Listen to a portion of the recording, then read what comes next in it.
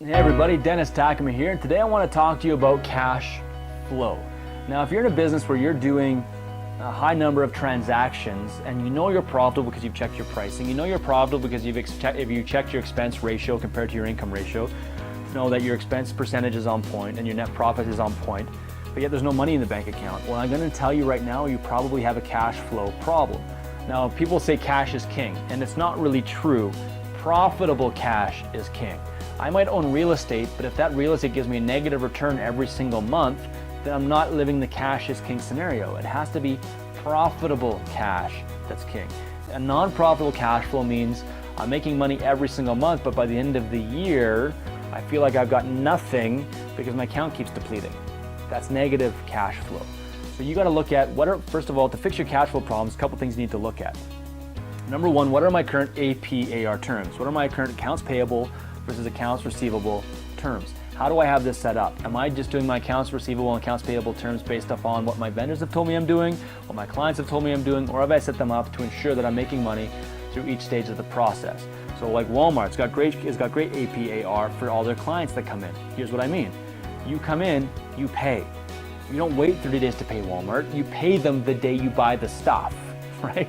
Now Walmart might have a different agreement with their vendors, meaning their vendors might not get paid until after the product sells, or they got to buy a bunch of product beforehand and then sell the product.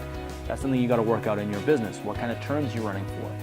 But when it comes to AP/AR, it's A, was I properly priced, and B, when am I getting paid on that item? So here's where AP/AR runs into a challenge. Is if you're borrowing money to pay for somebody else's job or pay for somebody else's stuff, and you're not putting that interest back into your pricing. So if I'm only able to make 5% net profit on a job, and my current line of credit sitting at 7%, and every job I run goes through my line of credit, well, the very first thing that's going to happen is it's going to kick my margin in the face. So if I'm currently making a 33% or 25% margin, 5% of that's going back to service the interest on my account, I'm only making a 20% margin. That's a problem. So if it's taking you more than 30 days to pay for something, the interest on your loans, whether it's your credit card, line of credit, overdraft, whatever, that is going to depreciate your overall profitability because now you're paying somebody else to borrow that money if you haven't leveraged that cost into your pricing. So AP is when things are paid to you. AR is when things are received. Sorry, AP is when you have to pay for something. AR is when you have to receive payment for something.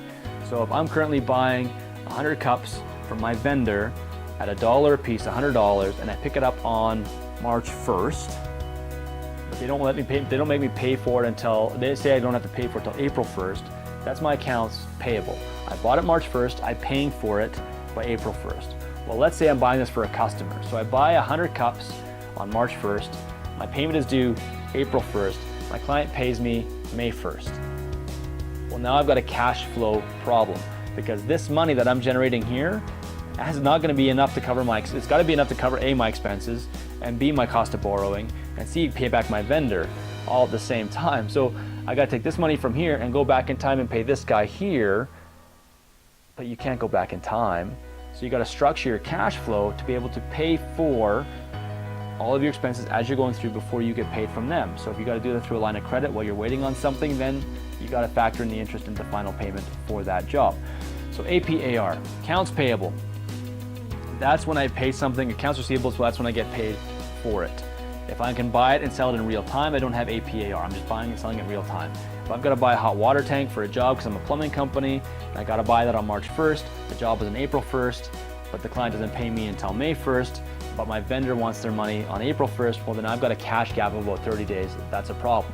So that's when money's all coming in, everything's profitable, but yet I'm struggling for cash because it's all tied up in people who owe me money. So here's what you need to do. You need to actively track your AP/AR every single month. You got to know who you owe money to, when you owe money to them, and when you're getting paid for that money to be able to do this properly. Number two, you need to set up your terms. What payment terms do you want to have to ensure that you're never behind on cash flow? Don't let the market determine that for you. Put on your invoices so people know what you want. Is it payment day of? Is it payment 30 days after? Is it payment 15 days after? How are you structuring it to make sure that your cash flow stuff is taken care of? Now, there's a lot of strategies you can use to ensure that overdue accounts get paid to you. By the way, sending people to collections is tough because you're probably going to lose 20 to 40 to 50% of every dollar that the collection company collects for you because they're going to want half of it. So that's a hard part. So you want to make sure that you have strategies in place that ensure you get paid before it's got to go to collections.